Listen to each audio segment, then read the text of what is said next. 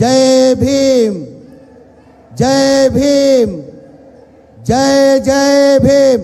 ಸ್ವಲ್ಪ ಜೋರಾಗಿ ಜನಿಯಲ್ ದೇವಿ ಮೇಲೆ. ತಮಗೆಲ್ಲ ಗೊತ್ತೇ ಇದ್ದಂಗೆ 2014 ಕೇಂದ್ರದಲ್ಲಿ BJP ಸರ್ಕಾರ ಬಂದಾದಮೇಲೆ ನಮ್ಮ ರಾಜ್ಯದವರೇ ಒಬ್ಬರು ಅನಂತಕುಮಾರ್ ಹೆಗಡೆ ಅಂತ ಮಂತ್ರಿ ಆಗಿದ್ರು ಕೇಂದ್ರದಲ್ಲಿ. ಅವ್ರೇನಂದ್ರು, ನಾವು BJP ಸರ್ಕಾರ ಬಂದಿರೋದೇ ಸಂವಿಧಾನ ಬದಲಾವಣೆ ಮಾಡೋಕ್ಕಂತ. ಇವತ್ತು ಬಾಬಾ ಸಾಹೇಬ್ ಅಂಬೇಡ್ಕರ್ ಸಂವಿಧಾನ ಕೊಟ್ಟಿಲ್ಲ ಅಂದರೆ ಈ ಕಾರ್ಯಕ್ರಮವನ್ನು ಮಾಡೋಕ್ಕಾಗ್ತಾ ಇಲ್ಲ, ನೀವು ಅಲ್ಲಿ ಕೂರೋಕ್ಕಾಗ್ತಾ ಇಲ್ಲ, ನಾನು ಇಲ್ಲಿ ಮಂತ್ರಿಯಾಗಿ ನಿಲ್ಲಕ್ಕೆ ಸಾಧ್ಯ ಆಗ್ತಾ ಇಲ್ಲ. ದೊಡ್ಡ ಧ್ವನಿಯಲ್ಲಿ ಜೈ ಭೀಮ್ ಹೇಳಬೇಕು. ಜೈ ಭೀಮ್, ಜೈ ಭೀಮ್, ಜೈ ಜೈ ಭೀಮ್. ವೇದಿಕೆ ಮೇಲೆ ಆಸೀನಿರುವ ನಮ್ಮ ನಾಯಕರು, ಈ ರಾಜ್ಯದ ಮುಖ್ಯಮಂತ್ರಿಗಳು ಆದಂಥ ಮಾನ್ಯ ಸಿದ್ದರಾಮಯ್ಯ ಸಾಹೇಬ್ರೆ, ನಮ್ಮ ಪಕ್ಷದ ಮುಖಂಡರು, AICC ಅಧ್ಯಕ್ಷ ಆದಂಥ ನನ್ನ ಆತ್ಮೀಯರು ಹಿರಿಯರಾದಂಥ ಮಲ್ಲಿಕಾರ್ಜುನ ಖರ್ಗೆ ಸಾಹೇಬ್ರೆ, ಸಂತೋಷ್ ಲಾಡ್ ಅವರೇ, HK ಪಾಟೀಲ್ ಅವರೇ, HC ಮಾದೇವಪ್ಪ ಅವರೇ, ಸತೀಶ್ ಜಾರಕಿಹೊಳಿ ಅವರೇ, ಮುನಿಯಪ್ಪ ಅವರೇ, BK ಹರಿಪ್ರಸಾದ್ ಅವರೇ, ಪ್ರಸಾದ್ ಅಬ್ಬಯ್ಯ ಅವರೇ, ನಸೀರ್ ಅಹಮದ್ ಅವರೇ, ವೇದಿಕೆ ಮೇಲೆ ಆಸೀನಿರುವ ಎಲ್ಲ ಆತ್ಮೀಯ ಸ್ನೇಹಿತರೆ, ಮೊದಲೇ ಆಗಿ ತಮಗೆ ಇಷ್ಟು ದೊಡ್ಡ ಸಂಖ್ಯೆಯಲ್ಲಿ ಬಂದು ಈ ಕಾರ್ಯಕ್ರಮ ಯಶಸ್ವಿ ಮಾಡಿದ್ದಕ್ಕೆ ಇಲ್ಲಿಂದಾನೇ ನಿಮ್ಮ ಕಾಲಿಗೆ ದೊಡ್ಡ ನನ್ನ ನಮಸ್ಕಾರಗಳು. ಕೋಟಿ ಕೋಟಿ ಕೋಟಿ ಕೋಟಿ ನಮಸ್ಕಾರಗಳು, ಕೋಟಿ ಕೋಟಿ ನಮಸ್ಕಾರಗಳು. ತಮಗೆಲ್ಲ ಗೊತ್ತಿದೆ ಹಂಗೆ ನಾನು ಹೆಚ್ಚಾಗಿ ಮಾತಾಡೋಗಲ್ಲ, 5 ನಿಮಿಷದಲ್ಲಿ ನಾನು ಬ್ರೀಫ್ ಮಾಡಿ ಹೇಳ್ತೀನಿ. ಹಿಂದಿನ ಸರ್ಕಾರದಲ್ಲಿ ಸಿದ್ದರಾಮಯ್ಯ ಸಾಹೇಬ್ರೆ ಮುಖ್ಯಮಂತ್ರಿ ಇರುವಾಗ 15, 16, 17, 18 1,80,253 ಮನೆಗಳು ಸ್ಯಾಂಕ್ಷನ್ ಮಾಡಿದರು. ಅದಾದಮೇಲೆ ಸಮ್ಮಿಶ್ರ ಸರ್ಕಾರ ಬಂತು, BJP ಸರ್ಕಾರ 4 ವರ್ಷ ಆಯಿತು, ಒಂದು ಮನೆಯೂ ಸ್ಯಾಂಕ್ಷನ್ ಮಾಡಿಲ್ಲ, ಒಂದು ಮನೆಯೂ ಕೊಡೋಕ್ಕೆ ಸಾಧ್ಯ ಆಗಿಲ್ಲ. ಕಾರಣ ಅಂದರೆ ಒಂದು ಮನೆ ಕಟ್ಟಬೇಕಾದ್ರೆ 7.5 ಲಕ್ಷ ರೂಪಾಯಿ ಆಗ್ತದೆ. ಕೇಂದ್ರ ಸರ್ಕಾರದಿಂದ ಪ್ರಧಾನ ಮಂತ್ರಿ ಆವಾಸ್ ಯೋಜನೆ ಅಂತೇಳ್ಬಿಟ್ಟು 1.5 ಲಕ್ಷ ಸಬ್ಸಿಡಿ ಕೊಡ್ತಾರೆ. ಬಡವ್ರ ಮನೆಗೆ GST ಹಾಕಿ 18% GST ಹಾಕಿ 1,32,000 ರೂಪಾಯಿ ವಾಪಸ್ ತೊಗೊಳ್ತಾರೆ. ಬರೀ 18,000 ರೂಪಾಯಿ ಕೊಡ್ತಾರೆ.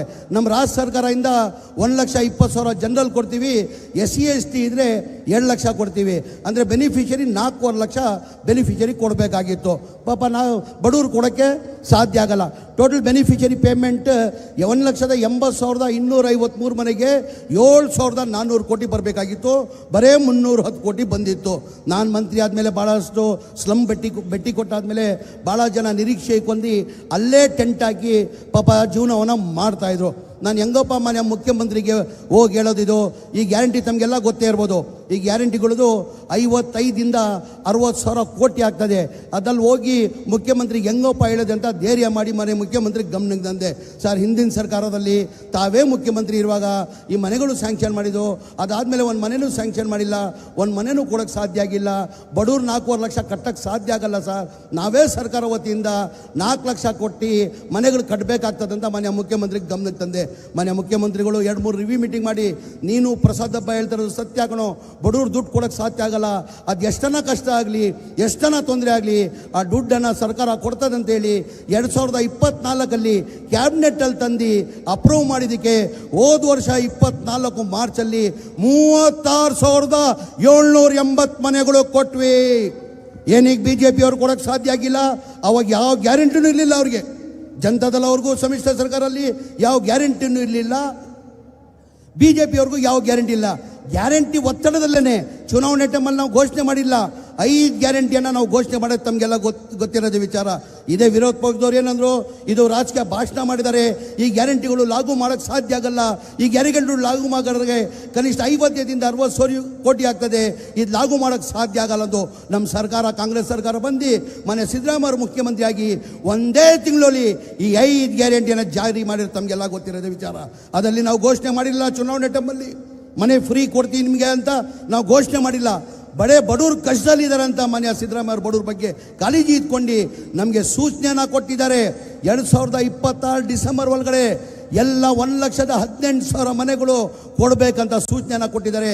36,789 ಮನೆ 2024 ಮಾರ್ಚಲ್ಲಿ ಕೊಟ್ಟಿದ್ದೀವಿ. ಇವತ್ತು ಇಡೀ ರಾಜ್ಯದಲ್ಲಿ 42,345 ಮನೆ ಕೊಡ್ತಾ ಇದ್ದೀವಿ. ಏನಕ್ಕೆ BJP ಅವ್ರು ಕೊಡೋಕ್ಕೆ ಸಾಧ್ಯ ಆಗಿಲ್ಲ? ಎಲ್ಲ ಅರ್ಥ ಮಾಡ್ಕೊಳ್ಬೇಕಾಗ್ತದೆ ದಯಮಾಡಿ ನೀವು. ಅದ್ರ ಜೊತೆಯಲ್ಲಿ ಹಕ್ಕುಪತ್ರಗಳು 10 ವರ್ಷದಿಂದ ಒಂದು ಹಕ್ಕುಪತ್ರ ಕೊಟ್ಟಿಲ್ಲ. ಟೋಟಲ್ 1,80,253 ಹಕ್ಕುಪತ್ರದಲ್ಲಿ ಇವತ್ತು ನಾವು 20,359 ಹಕ್ಕುಪತ್ರಗಳು ಇಡೀ ರಾಜ್ಯದಲ್ಲಿ ಹಕ್ಕುಪತ್ರಗಳು ಕೊಡ್ತಾ ಇದ್ದೀವಿ. ಹಾಗಾಗಿ ಮಾನ್ಯ ಮುಖ್ಯಮಂತ್ರಿಗಳು ಸೂಚನೆ ಕೊಟ್ಟಿದ್ರೆ ಸಮಯ ಇಲ್ಲ, ತಾವೆಲ್ಲ ಕಾತ್ರದಲ್ಲಿ ಮಲ್ಲಿಕಾರ್ಜುನ ಖರ್ಗೆ ಸಾಹೇಬರು ಮತ್ತು ಸಿದ್ದರಾಮಯ್ಯ ಸಾಹೇಬರು ಮಾತು ಕೇಳಬೇಕಂತೆ. ಒಂದು 2 ನಿಮಿಷದಲ್ಲಿ ಹೇಳಿ ನನ್ನ ಮಾತು ಮುಗಿಸ್ತೀನಿ ನಾನು. ಅದ್ರ ಜೊತೆ ರಾಜೀವ್ ಗಾಂಧಿ AHP ಸ್ಕೀಮ್ ಅಂತ ಆಶ್ರಯ ಮನೆಗಳು ಅಂತೀವಿ, ಆ ಮನೆಯನ್ನು ಕಟ್ಟಬೇಕಾದ್ರೆ ಕನಿಷ್ಠ 7.5 ಲಕ್ಷ ಆಗ್ತದೆ. ಅದೂ ಮನೆ ಅನ್ಕಂಪ್ಲೀಟ್ ಆಗಿದೆ. ಮನೆ ಮುಖ್ಯಮಂತ್ರಿಗಳು 2-3 ರಿವ್ಯೂ ಮೀಟಿಂಗ್ ಮಾಡಿ ಆ ಮನೆಗಳು ಕ್ಯಾಬಿನೆಟ್ ಥರ ಕೇಳಿದ್ದಾರೆ. ಅದ್ರ ಜೊತೆಯಲ್ಲಿ ಹೆಚ್ಚಾಗಿ ಕೇಳಬೇಕಾಗಿದೆ, ನೀವು ಇದು ಕೇಳಲೇಬೇಕಾಗ್ತದೆ. ಬೆಂಗಳೂರು ಸಿಟಿದಲ್ಲಿ 2016ರಲ್ಲಿ ಮನೆ ಸಿದ್ದರಾಮಯ್ಯ ಸಾಹೇಬರು ಮುಖ್ಯಮಂತ್ರಿ ಇರುವಾಗ ಹಿಂದಿನ ಸರ್ಕಾರದಲ್ಲಿ 1,028 ಎಕರೆ ಜಾಗ ಬೆಂಗಳೂರು ಸರೌಂಡಿಂಗಲ್ಲಿ ನಮ್ಮ ರಾಜೀವ್ ಗಾಂಧಿಗೆ ಹ್ಯಾಂಡರ್ ಮಾಡಿದ್ರು. ಅಂದರೆ ಬೆಂಗಳೂರು ಸಿಟಿ ಎತ್ತರದಲ್ಲಿ ಬಂದಿದೆ, ಬೀದಿ ವ್ಯಾಪಾರ ಮಾಡೋರು ಜಾಸ್ತಿ ಇದ್ದಾರೆ, ಆಟೋ ಚಾಲಕರು ಜಾಸ್ತಿ ಇದ್ದಾರೆ, ಕೂಲಿ ಮಾಡೋರು ಇದ್ದಾರೆ, ಅವ್ರಿಗೆ ಒಂದು ಸ್ವಂತ ಮನೆ ಆಗಬೇಕಂತ ಹೇಳ್ಬಿಟ್ಟು 1,028 ಎಕರೆ 2014 ರಾಜೀವ್ ಗಾಂಧಿಗೆ ಕೊಟ್ಟರು. ಆ ಟೈಮ್ ರೇಟ್ ಎಷ್ಟು ನಿಗದಿ ಮಾಡಿದ್ರು? 6 ಲಕ್ಷನ ನಿಗದಿ ಮಾಡಿದ್ರು. ರೇಟ್ 6 ಲಕ್ಷ ನಿಗದಿ ಮಾಡಿದ್ರು. ಕೇಂದ್ರ ಸರ್ಕಾರದಿಂದ 1.5 ಲಕ್ಷ ಕೊಡ್ತಾಯಿದ್ರು. ರಾಜ್ಯ ಸರ್ಕಾರದಿಂದ ಸ್ಟೇಟ್ ಗೌರ್ಮೆಂಟಿಂದ 1,20,000 ಜನರಲ್ಗೆ, SC ST ಇದ್ರೆ 2 ಲಕ್ಷ. ಅಂದರೆ ಜನರಲ್ ಅವರು 2.5 ಲಕ್ಷ ಕೊಟ್ಟರೆ ಅವ್ರದ್ದು ಒಳ್ಳೆ ಫ್ಲ್ಯಾಟ್ ಸಿಕ್ಕೋದು. SC ST ಅವರು 2 ಲಕ್ಷ ಕೊಟ್ಟರೆ ಅವ್ರಿಗೊಂದು ಫ್ಲ್ಯಾಟ್ ಸಿಕ್ಕೋದು. ಇದೇ BJP ಸರ್ಕಾರ ಬಂದು 2021ರಲ್ಲಿ ಬಸವರಾಜ ಬೊಮ್ಮಾಯಿ ಅವರು 6 ಲಕ್ಷ ಇದ್ದಿದ್ದು 11,20,000 ಮಾಡಿಬಿಟ್ರು. ಎಷ್ಟು ಮಾಡಿದ್ರು? ಅವ್ರು ಬಡವ್ರ ಬಗ್ಗೆ ನೋಡಿ ಎಷ್ಟು ಕಾಲೇಜ್ ಇದೆ, 11,20,000 ಮಾಡಿದ್ರು. ಅದೇ ನಮ್ಮ ಸರ್ಕಾರ ಬಂದಾದಮೇಲೆ ಮಾನ್ಯ ಮುಖ್ಯಮಂತ್ರಿಗಳು ಒಂದು ರಿವ್ಯೂ ಮೀಟಿಂಗಲ್ಲಿ ನನ್ನ ಕನಸಿತ್ತು 1 ಲಕ್ಷ ಮನೆದು ಯಾವ ಸ್ಟೇಜಲ್ಲಿದೆ ಅಂತ ಕೇಳಿದು. ಆಮೇಲೆ ನಾನು ಹೇಳಿದೆ, ಸರ್ ತಾವು 6 ಲಕ್ಷ ನಿಗದಿ ಮಾಡಿದ್ರಿ, ಈ BJP ಅವ್ರು ಬಂದು 11,20,000 ಮಾಡಿಬಿಟ್ರು ಸರ್, 8.5 ಲಕ್ಷ ಬಡವ್ರು ಕೊಡಬೇಕಾಗ್ತದೆ ಸರ್, ಎಲ್ಲಿಂದ ಕೊಡೋಕ್ಕೆ ಸಾಧ್ಯ ಅಂದಿದ್ದಕ್ಕೆ, ಇಲ್ಲ 8.5 ಲಕ್ಷ ಬಡವ್ರು ಕೊಡೋಕ್ಕೆ ಸಾಧ್ಯ ಆಗಲ್ಲ, ಸರ್ಕಾರ ವತಿಯಿಂದ 1 ಲಕ್ಷ ನಾನು ಸರ್ಕಾರ ವತಿಯಿಂದ ನಾವು ಕೊಡ್ತೀವಿ ಅಂತ ಹೇಳ್ಬಿಟ್ಟು ಕ್ಯಾಬಿನೆಟ್ ತಂದು 1 ಲಕ್ಷ ಕಡಿಮೆ ಮಾಡಿ ಕ್ಯಾಬಿನೆಟಲ್ಲಿ ಅಪ್ರೂವ್ ಮಾಡಿದ್ರು. ಅದ್ರ ಜೊತೆಲಿ ನನ್ನ ಸೂಚನೆ ಕೊಟ್ಟರು, ಬ್ಯಾಂಕಲ್ಲಿ 5 ಲಕ್ಷ ಎಲ್ಲರಿಗೂ ಲೋನ್ ಮಾಡಿಕೊಡ್ಬೇಕಂತ ಸೂಚನೆ ನಮ್ಮ ಮುಖ್ಯಮಂತ್ರಿಗಳು. ಎಲ್ಲ ನ್ಯಾಷನಲೈಸ್ ಬ್ಯಾಂಕ್ ಅವ್ರು ಕರೆದೆ. ನಾನು 1 ತಿಂಗಳು ನಾನು ಪ್ರಯತ್ನ ಮಾಡಿದೆ. ನಾನು ಯಾರೂ ನ್ಯಾಷನಲೈಸ್ ಬ್ಯಾಂಕ್ ಅವರು ಮುಂದೆ ಬಂದಿಲ್ಲ. ಮನೆ ಮುಖ್ಯಮಂತ್ರಿ ಗಮನಕ್ಕೆ ತಂದೆ, ಸರ್ ನ್ಯಾಷನಲೈಸ್ ಬ್ಯಾಂಕ್ ಅವರು ಯಾರೂ ಮುಂದೆ ಬರ್ತಾ ಇಲ್ಲ. ಕಾರಣ ಅಂದರೆ ಬಡವರಿಗೆ ಆ ಸಿಬಿಲ್ ಆಗ್ತಾ ಇಲ್ಲ. ಸಿಬಿಲ್ ಆಗಿದ್ದ ಕಾರಣಕ್ಕೆ ನ್ಯಾಷನಲೈಸ್ ಅವ್ರ ಬ್ಯಾಂಕ್ ಯಾರೂ ಮುಂದೆ ಬರ್ತಾ ಇಲ್ಲ. ಈಗ ನ್ಯಾಷನಲೈಸ್ ಬ್ಯಾಂಕಲ್ಲಿ ಲೋನ್ ತೊಗೊಂಡ್ರೆ 7% ಆಗ್ತದೆ, 5,000 ರೂಪಾಯಿ ಬಡವರು EMI ಕಟ್ಟಬೇಕಾಗ್ತದೆ ತಿಂಗಳಿಗೆ.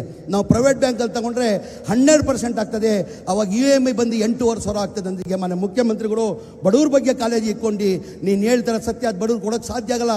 ಒಂದು ಕೆಲಸ ಮಾಡೋದು, ಕ್ಯಾಬಿನೆಟ್ಗೆ ತಗೊಂಡು ಬಾ ನೀನು.